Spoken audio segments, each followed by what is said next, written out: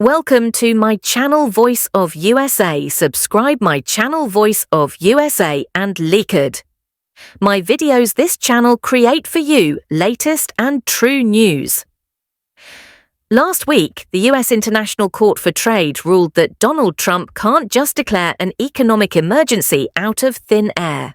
The court made it clear, without a real emergency, he doesn't have the authority to slap tariffs on every country he feels like punishing.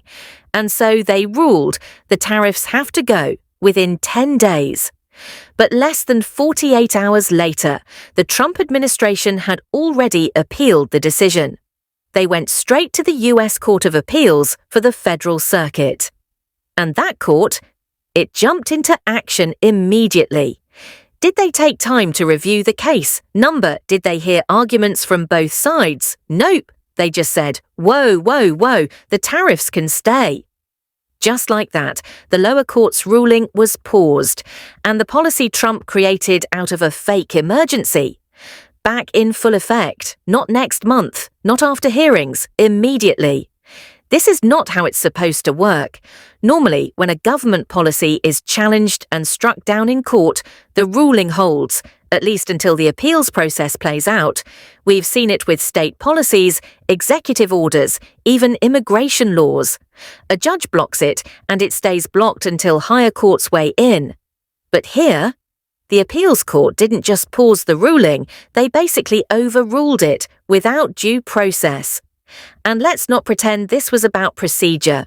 Trump's team had already threatened to rush an emergency appeal to the Supreme Court. And the appeals court flinched. They handed him what he wanted, fast, to avoid a showdown with the highest court in the land. That's not justice, that's deference. That's not how democracy is supposed to function. It's how power protects power, even when the legal foundation is shaky at best.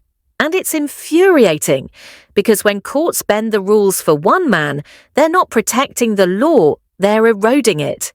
So yes, the tariffs stay, for now. But make no mistake, this case isn't just about trade, it's about what kind of legal system we're living under, and whether the rules still apply to everyone, even former presidents.